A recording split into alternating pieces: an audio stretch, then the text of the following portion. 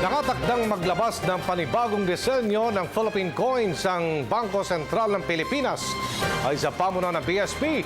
Natapos na ng committee nito ang isang pag-aaral tungkol sa makabagong security features, disenyo at sukat para sa mga makabagong barya. Magkakaroon manood ng electromagnetic signature ang mga ito para detect ng mga vending machines ang mga pekeng barya.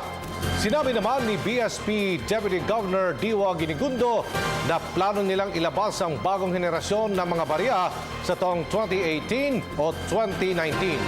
Samantala, pinaalalahanan din ng BSP ang publiko na ipapalit na ang mga lumang disenyo ng salaping papel na inilabas noong 1985 sa bagong disenyong inilabas noong 2010.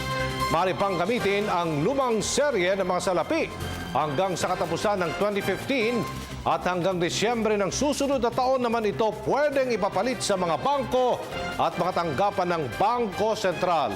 Simula kasi sa Enero 1 ng taong 2017 ay mawawala na ng monetary value perang ito.